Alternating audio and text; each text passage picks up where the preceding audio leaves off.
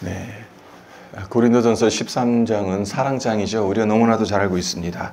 사랑은 오래 참고, 사랑은 온유하며, 시기하지 아니하며, 사랑은 자랑하지 아니하며, 교만하지 아니하며.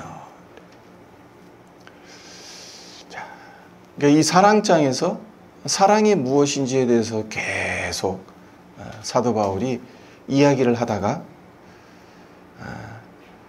11절에 다다르면 너무나도 생뚱맞은 이야기를 합니다. 내가 어렸을 때는 말하는 것이 어린아이와 같고 깨닫는 것이 어린아이와 같고 생각하는 것이 어린아이와 같다가 장성한 사람이 되어서는 어린아이의 일을 버려놓으라. 사랑이 무엇인지에 대해서 계속 이야기하다가 갑자기 왜 이 말을 하는 것이겠습니까?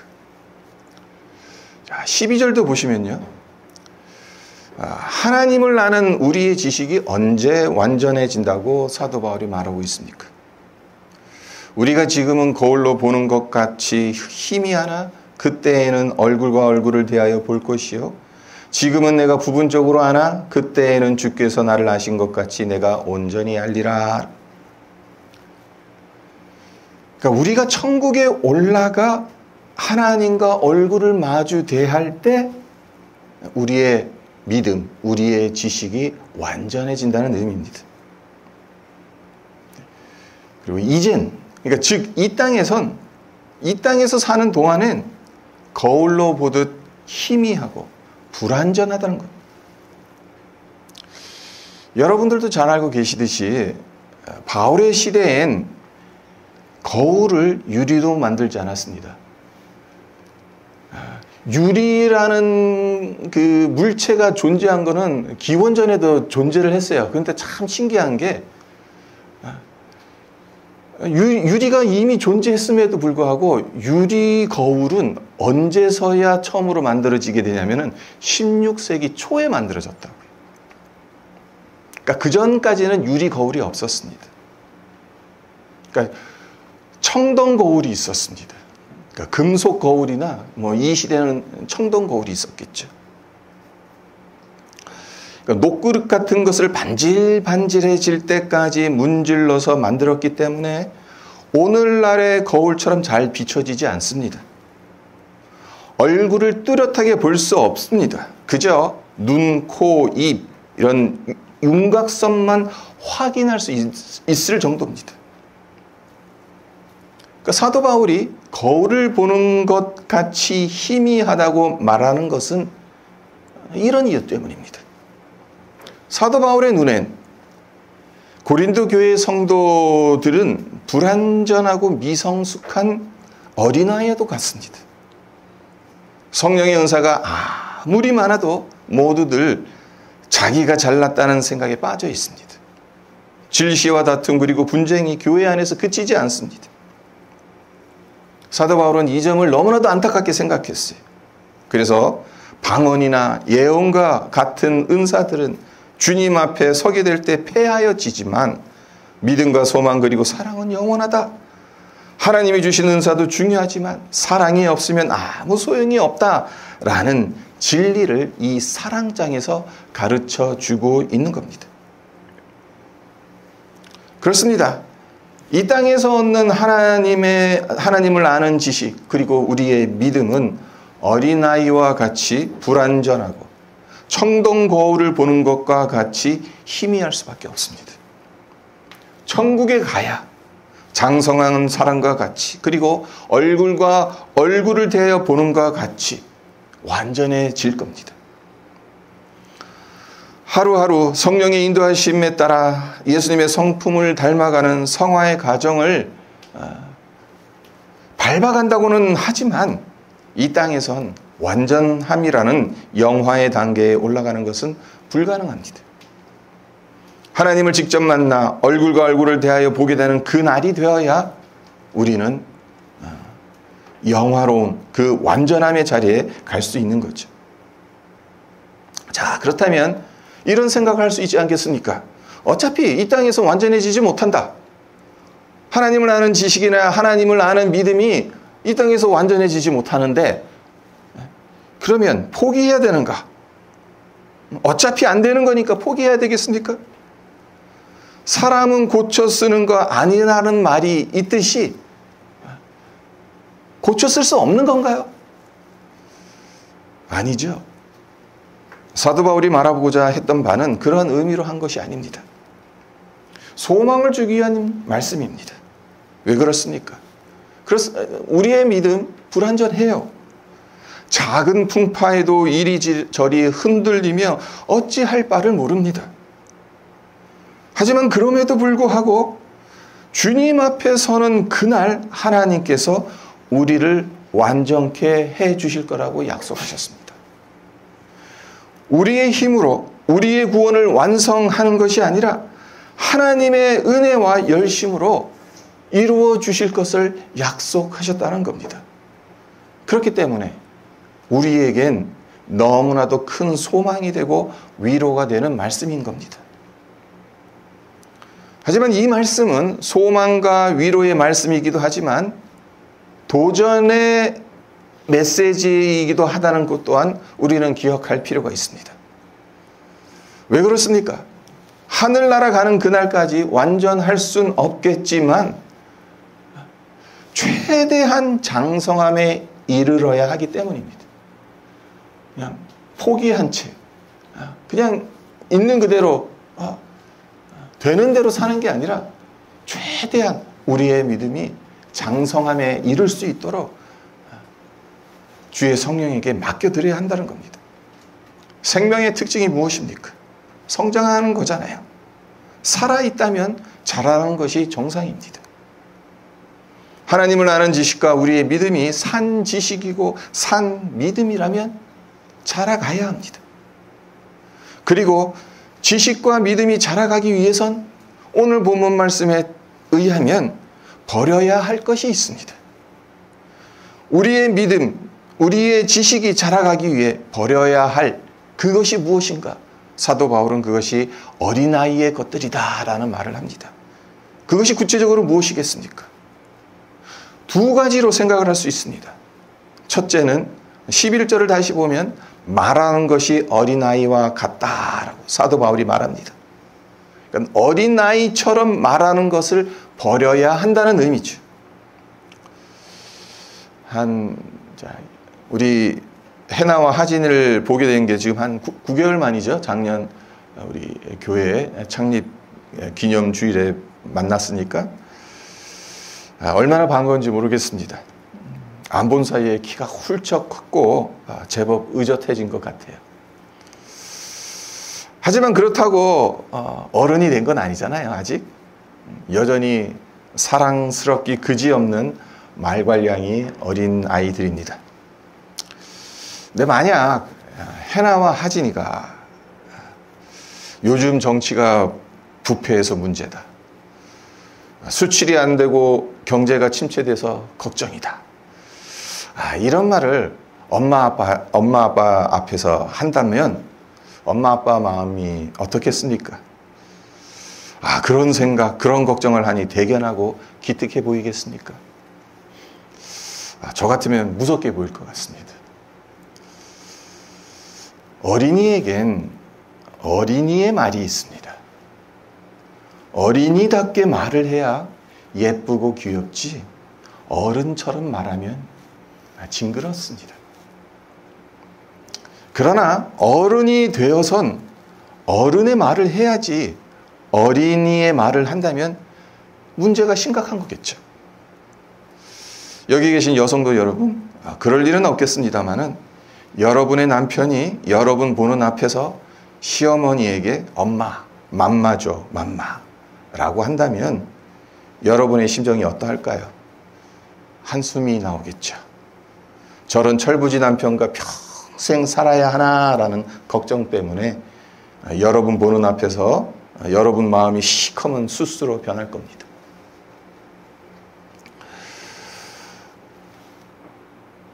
믿음이 자랐으면 믿음이 자란 그만큼의 말을 해야 한다는 것. 어린아이의 말을 버리라는 것. 네, 도대체 고린도 교회 안에서 무슨 말들이 오고 갔길래 그들의 말이 어린아이와 같다는 말을 사도 바울이 말한 것이겠습니까?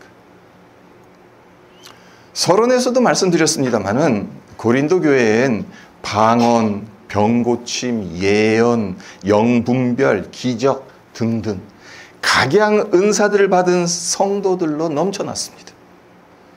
거기에다가 이 고린도 교회에는 사도 바울로부터 복음을 전해 들었거든요. 그리고 성경 말씀을 꿰뚫고 있는 아볼로에게 성경 말씀을 배웠어요. 그리고 예수님의 수제자인 베드로에게도 가르침을 받았어요. 참 사도 바울에게 복음을 전해드린 것만 해도 엄청난 은혜일 텐데 아볼로에게서도 성경 공부 배우고 또 베드로에게도 가르침도 받고 그렇기 때문에 성경 지식이 엄청났습니다. 하지만 이들에겐 결정적인 문제점이 있었습니다. 그것이 무엇입니까? 교만입니다. 그러니까 영적 지식도 풍성합니다. 은사도 아주 너무 많아요. 그러다 보니까 교만해진 거예요. 그래서 나는 바울파다, 나는 베드로파다, 아볼로파다.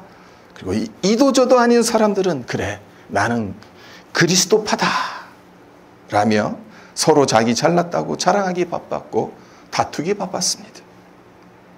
그리고 교회 안에서 발생한 문제를 은혜 가운데서 풀어야 하는데 그렇게 하지 않고 세상 법정에 들고 가 고소를 합니다. 우상에게 바친 고기를 먹을 수 있다 없다를 놓고 양편으로 갈라져서 서로를 비난하고 정죄합니다. 사도 바울이 이런 모습을 전해 들었으니 얼마나 가관이겠습니까?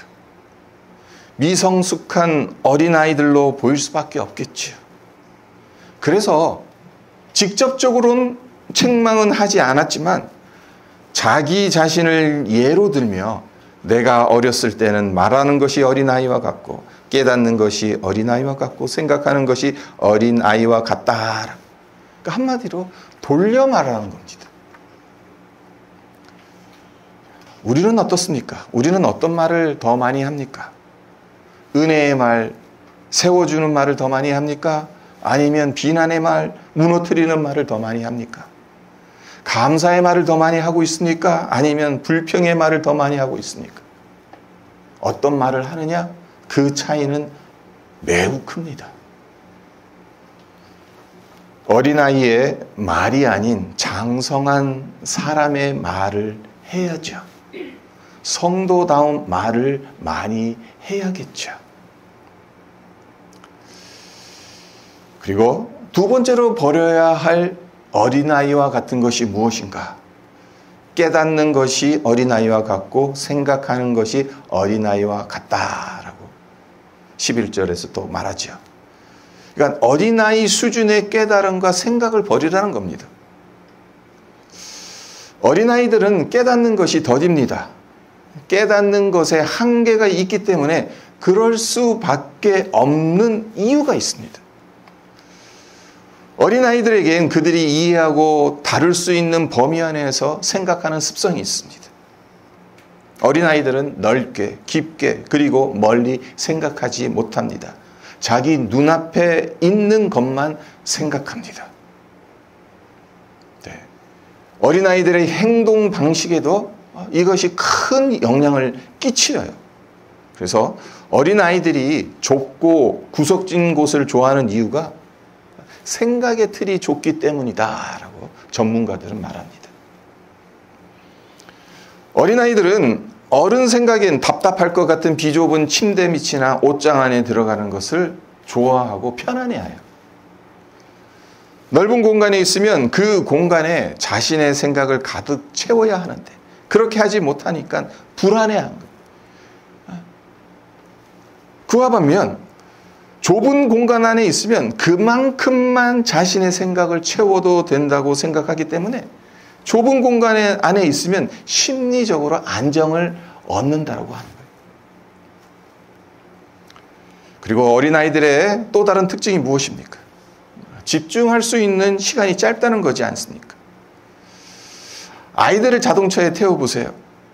자동차에 탄 지 5분밖에 지나지 않은데도 이제 다 왔어 라는 말을 참 많이 듣습니다.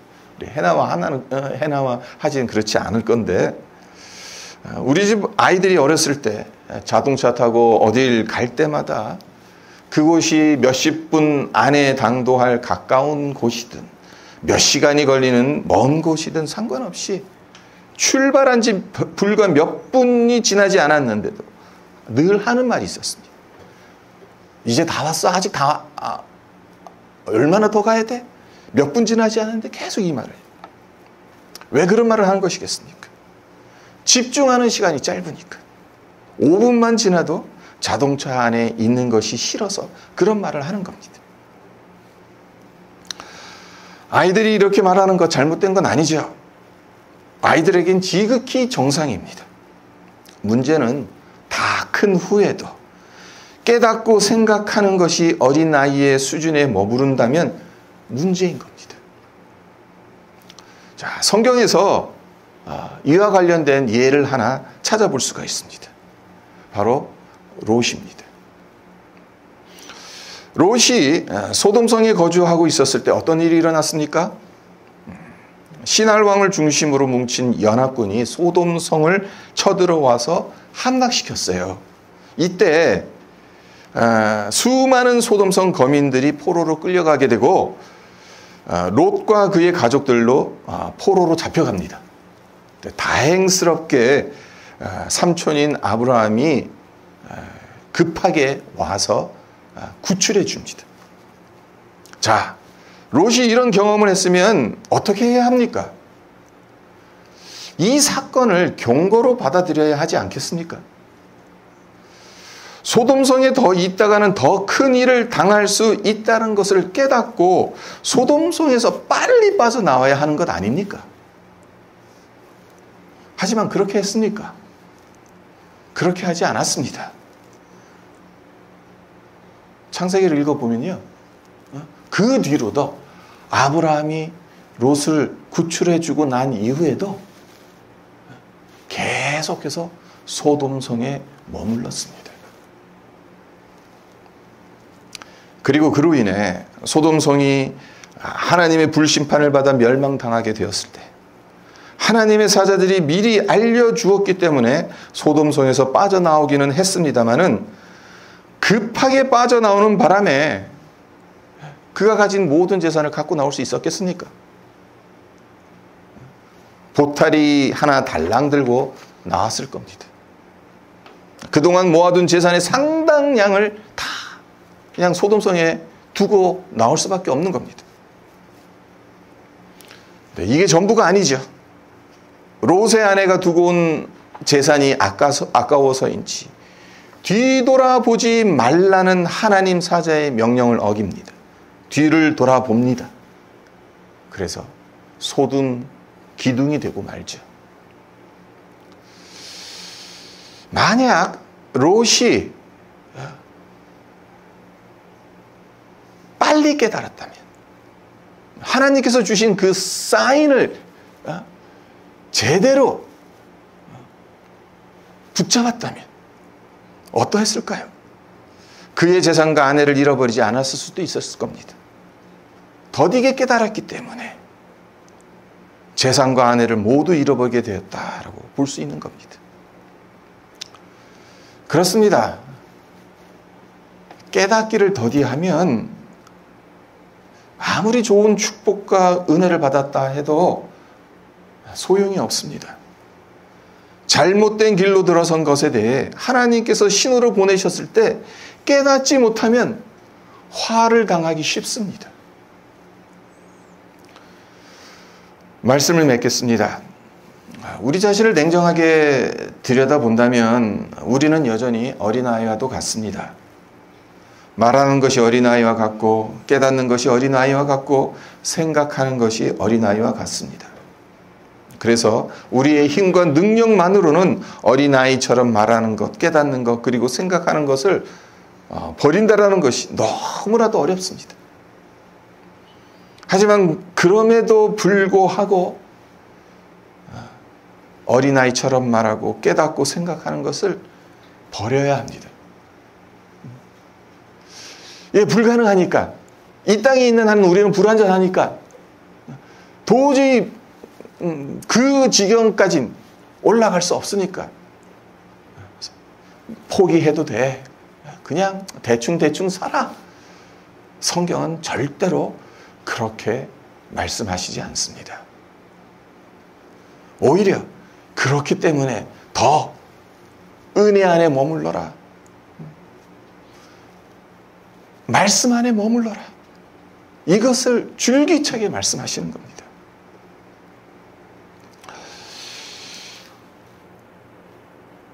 우리가 어린아이와 같은 것을 버릴 수 있는 것은 왕도가 없습니다.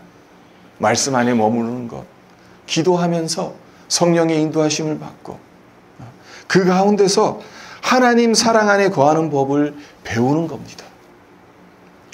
어린아이의 일을 버렸노라고 말하는 사도 바울의 고백이 사랑장 안에 놓여져 있다는 사실을 잊지 마시기를 바랍니다. 사도 바울이 어린아이의 일을 버릴 수 있었던 것은 결국 하나님의 사랑에 사로잡혔기 때문에 가능했던 것이거든요. 우리 역시 하나님의 사랑이 우리를 빚어가시도록 늘 성령의 인도하심을 받으시기를 바랍니다.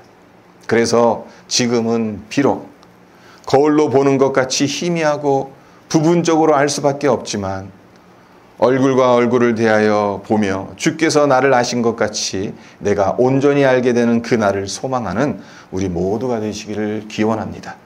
그리고 그렇게 믿음의 길을 걸어가는 가운데 비난과 불평이라는 어린아이의 말을 버리고 은혜와 감사라는 장성한 자의 말을 하는 어린아이와 같은 좁은 생각과 더딘 깨달음의 틀을 벗어버리고 하나님의 뜻을 더 깊이 헤아리고 깨닫는 믿음의 장성한 자리로 나아가시기를 우리 구주 예수님의 이름으로 축원드립니다.